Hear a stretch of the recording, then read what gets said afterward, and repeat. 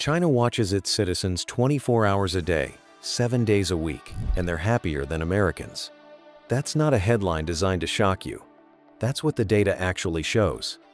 In the next few minutes, you're going to understand how the most invasive surveillance state in human history is simultaneously producing citizens who trust their government more than you trust yours, and why that question should make everyone deeply uncomfortable.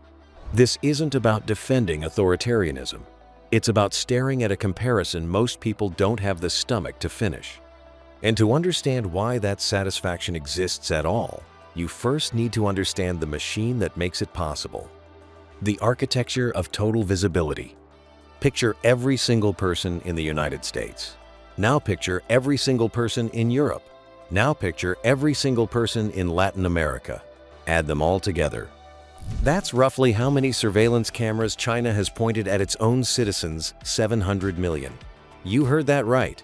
700 million cameras watching one country. But the cameras are just the part you can see. Underneath the surface runs something far more complete. Every WeChat message you send in China is archived in real time, not stored somewhere and forgotten, but actively indexed, searchable, and cross-referenced. Every Alipay transaction you make is logged and matched against your GPS location at the moment you made it. Every Baidu search you type is retained indefinitely. Every phone call you place the metadata, the duration, the location, the frequency harvested. And every app operating inside China is legally required to provide the government a backdoor. Not asked, required. But here's where it stops being abstract and starts being something else entirely. In China, your SIM card is tied to your verified identity. Your social media account is tied to your verified identity. Your bank account is tied to your verified identity. That means the government doesn't just have fragments of your life. It has the complete picture. Where you were at 7 in the morning, who you called at noon, what you bought at 9 at night, what you searched for before you went to sleep. And through pattern recognition built on 1.4 billion biometric profiles, facial recognition technology can identify your face from any camera in the country in under 3 seconds. 3 seconds. You heard that right. And this isn't theoretical capability sitting in a government lab somewhere. This infrastructure is live, operational, and expanding every single year. Now here's the tension most people never sit with long enough. When you hear all of this, your instinct is probably revulsion. Total surveillance, no privacy, a government that knows everything. And that instinct isn't wrong, but it's also incomplete. Because this same infrastructure didn't just give the government power over its people. It gave the government the ability to do things no Western government has ever managed to do at scale. The same cameras tracking your face are also tracking the face of every criminal, every fraudster, every trafficker moving through the same streets. The same transaction logs recording your coffee purchase are also recording the financial movements of every corrupt official, every loan shark, every business committing food safety violations. The same GPS cross-referencing that maps your morning commute is also the backbone of an AI traffic system that has cut average urban commute times by 27 minutes. The system doesn't distinguish between surveillance for control and surveillance for function. It is both, simultaneously, all the time. And that's exactly what makes what comes next so difficult to process, because sitting on top of all of this infrastructure is a system that most of the world fundamentally misunderstands. The system you misunderstand. Every Western news outlet that has ever covered China's social credit system has described the same thing: a single score assigned to every citizen that determines your entire life. High score, you flourish. Low score, you're locked out of society. It sounds like a Black Mirror episode, and that's exactly why it spread so fast. But that version of the story isn't accurate, and the truth is somehow more unsettling. The social credit system is not one score. It's a network of dozens of interconnected systems run by different agencies, targeting different behaviors with different consequences, and most of it is aimed at things you would probably agree deserve consequences. Here's what it actually looks like in practice. A restaurant owner in Shanghai is caught using expired cooking oil. Within days, his food safety license is automatically suspended. No court date, no appeals process dragging on for 2 years, no loophole. The violation is detected, the consequence is applied, and the public is protected automatically. A construction company falsifies safety inspections on a residential building. The company is blacklisted from future government contracts before the building is even occupied. A loan defaulter refuses to repay debt after a court order. Their name is published on a public blacklist, and they are barred from purchasing flights, booking hotels, and enrolling in certain private schools. And that last consequence is where things start to get uncomfortable in a different way. Because the system doesn't stop at financial penalties. Politically flagged citizens, people who have been identified as critics of the government, organizers of protests, or contacts of known dissidents find that their children's school applications are quietly deprioritized. No letter arrives. No official explains why. The application simply moves to the bottom of the pile, and the family is left to wonder what invisible line was crossed. That is the tension buried inside every efficiency the system produces. The same automated logic that pulls a dangerous restaurant's license before anyone gets sick is the same automated logic deciding that a journalist's daughter doesn't deserve the same school placement as everyone else's child. There is no switch that turns off the punishment mechanism for people the government doesn't like and leaves it running only for people who genuinely deserve it. It's one system. It applies to everyone, and it follows the priorities of whoever controls it. But here's the payoff, that most conversations about social credit never reach the majority of Chinese citizens who interact with this system on a daily basis, are not experiencing it as oppression. They are experiencing it as order. They are experiencing it as a government that finally made the food safe, finally made the roads accountable, finally made the fraudsters pay. And whether that feeling is manufactured, conditioned, or completely genuine is a question that a Harvard research team spent 13 years trying to answer. What they found should make every American pause. What you get back. In 2015, the city of Guiyang became one of the first Chinese cities to deploy a fully integrated surveillance and AI traffic management system across its entire urban grid. Within 18 months, average commute times dropped by 27 minutes per day, not per week, per day. For millions of people, that's over 160 hours returned to their lives every single year, simply because the system could see every vehicle, every signal, every bottleneck, and adjust in real time, faster than any human traffic controller ever could. That's not propaganda. That's a measurable, documented outcome of the same infrastructure you just learned about. And it doesn't stop there. When COVID hit in early 2020, China deployed its surveillance network as a contact tracing tool at a scale no Western government could come close to matching. While Western nations were asking citizens to self-report their movements and voluntarily install tracing apps, China already had the data. GPS records, transaction logs, facial recognition timestamps. The system reconstructed infection chains in hours, not weeks. Entire outbreak clusters were identified and isolated before they became the kind of exponential spread that collapsed hospital systems across Europe and North America. You can argue about the ethics of how that data was collected, but you cannot argue with the outcome. Then there's the food safety transformation, and this one hits differently when you understand the history. China spent decades battling food safety scandals so severe they became international news. Melamine in infant formula, recycled cooking oil collected from restaurant drains and resold, rat meat labeled as lamb. These weren't isolated incidents. They were systemic failures that killed and injured real people. The surveillance and automatic licensing system didn't just punish violators after the fact, it restructured the incentive entirely. When you know the violation will be detected automatically and the consequence will arrive before you can lawyer your way out of it, the calculation changes. But here's the tension that sits underneath every single one of these wins. None of these outcomes required the system to be used only for public good.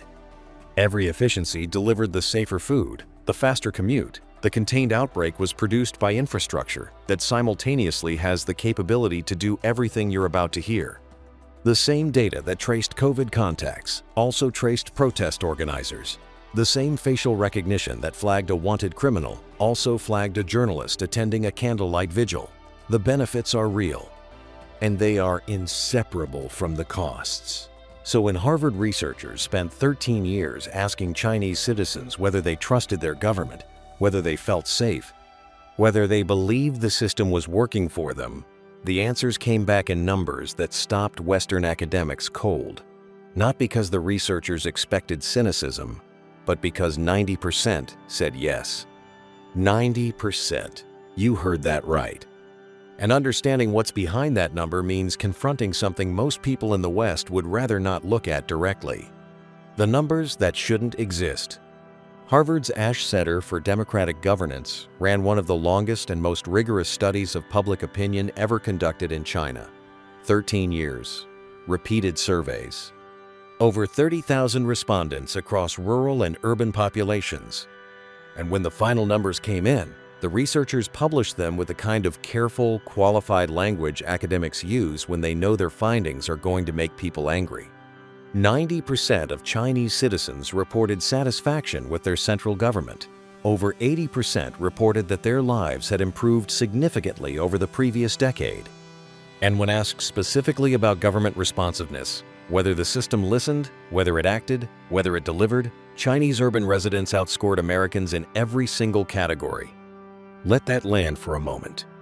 The citizens of the most surveilled nation in human history trust their government more than you trust yours. They feel more heard. They feel more protected. They feel more confident that the system is working in their direction. And this wasn't a one-year anomaly that could be explained away by a good economic quarter or a particularly popular leader. This was 13 years of consistent data pointing in the same direction. But here's where the tension becomes impossible to ignore. These are self-reported satisfaction scores collected inside a country where criticizing the government carries real consequences, where the same system monitoring your behavior also monitors your answers, where a citizen who expresses dissatisfaction doesn't just risk a bad score, they risk the kind of quiet, invisible punishment that never arrives with an explanation. So the honest question isn't just what the numbers say. It's what the numbers are able to say inside a system designed to discourage saying anything else. And yet dismissing the data entirely is its own form of intellectual dishonesty. Because Gallup, an independent Western research organization with no stake in making China look good, ran its own surveys, and their findings aligned. Chinese urban residents consistently reported higher feelings of personal safety than Americans. They reported higher confidence that local government would respond to their concerns. They reported lower anxiety about crime, about economic instability, about the basic functioning of daily life. These are not numbers produced by a state-run survey handed out in a government building. These are numbers collected by the same organization that polls American presidential approval ratings. So you are left with a genuinely uncomfortable place to stand. Either the satisfaction is real, which means surveillance at scale is producing a quality of daily life that Western systems are currently failing to match. Or the satisfaction is conditioned and coerced, which means 1.4 billion people are living inside a feedback loop so complete they can no longer locate the edges of it. And the most unsettling possibility of all is that both of those things are true at the same time. But before you decide what you think about the satisfaction, you need to understand exactly what it costs, because the same system producing these numbers has another side, and it is not abstract. The cost no stat captures. In 2019, citizen journalist Zhang Zhan traveled to Wuhan to document what was happening on the ground during the early days of COVID. She wasn't working for a foreign government. She wasn't a spy. She was a woman with a phone, filming empty hospitals and interviewing frightened residents, and uploading what she saw to the internet. The same surveillance infrastructure that would later be celebrated for containing the outbreak identified her, tracked her movements, and had her arrested within months. She was sentenced to 4 years in prison. By the time she was released, she had starved herself to the point of near death on hunger strike. The system that kept the food safe also silenced the woman trying to tell you the food wasn't safe. And this isn't an isolated case that can be filed away as an exception. It is the logic of the system operating exactly as designed. There is no version of total surveillance that only catches criminals. There is no facial recognition algorithm that only identifies people who deserve to be identified. The infrastructure does not have values. It has operators. And the operators of China's surveillance state have used the same tools that cut commute times and traced COVID outbreaks to do something else entirely. The same facial recognition technology that can find a wanted criminal anywhere in the country in 3 seconds has been used to identify protesters at demonstrations, not violent rioters, not armed insurgents, but citizens standing in public holding signs. Their faces are matched, their identities confirmed, and consequences follow quietly, days or weeks later, in ways that are never officially connected to the protests they attended. But then came the part that human rights organizations have called the most comprehensive ethnic monitoring in human history. In Xinjiang, the surveillance infrastructure that exists across the rest of China operates at a density that makes the national system look restrained.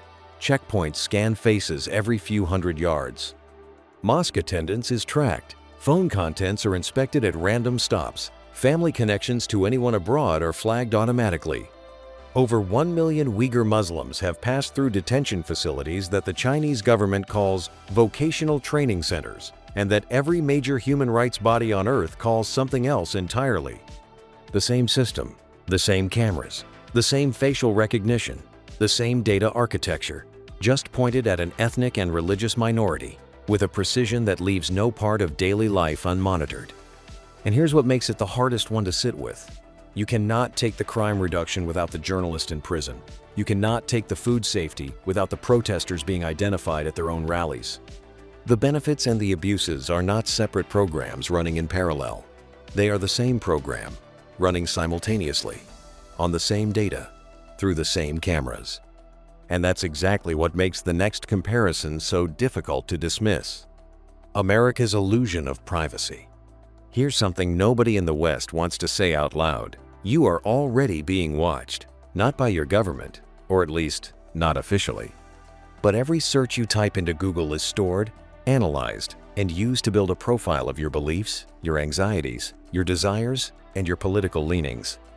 Every purchase you make with a credit card is sold to data brokers who resell it to insurance companies, employers, and political campaigns. Every app on your phone is harvesting your location, your contacts, your usage patterns, and your behavior, and selling that harvest to the highest bidder with almost no legal restriction and zero accountability to you. The difference between China's surveillance state and America's surveillance economy is not that one watches you and the other doesn't. The difference is who profits from the watching. In China, the government collects your data and uses it to manage the population. In America, corporations collect your data and use it to manipulate the population. And here's the part that should make you genuinely uncomfortable. At least one of those systems occasionally fixes a pothole. But this was just the beginning of the uncomfortable comparison. Because while China's surveillance infrastructure is visible, declared, and operated by an accountable if authoritarian state, America's data collection operates in the shadows of a terms and conditions agreement that nobody reads and everybody signs.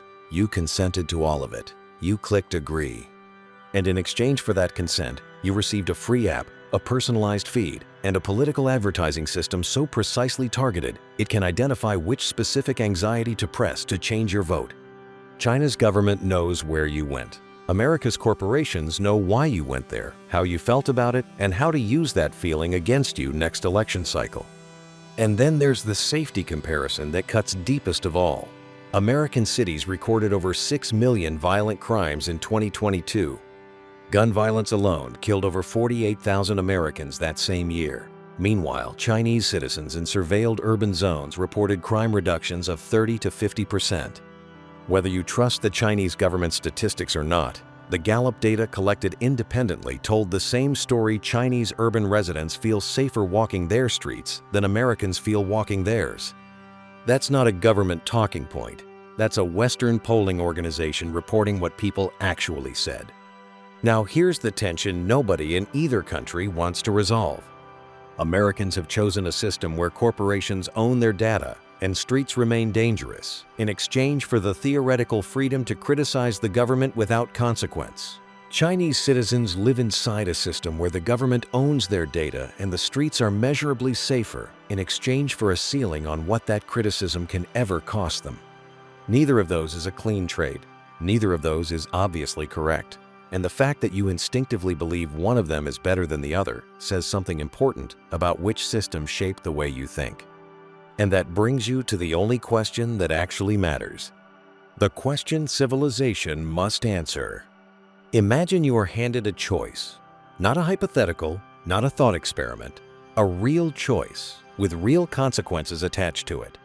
On one side, you get streets where your children can walk home at night without you tracking their phone every 10 minutes.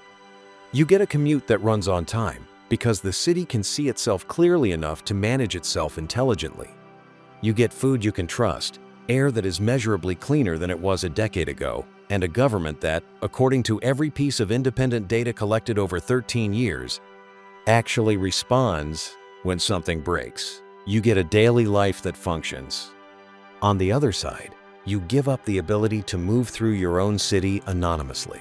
You give up the guarantee that your criticism of power will be heard without consequences. You give up the certainty that your face, your voice, your location, your purchases, and your private conversations belong to you and not to a state that has demonstrated clearly and repeatedly that it will use everything it knows about you to protect its own authority first and your well-being second. That is not a hypothetical trade. That is the trade 1.4 billion people are living inside right now. And here's what makes this the most destabilizing civilizational question of our time. There is no neutral position available to you.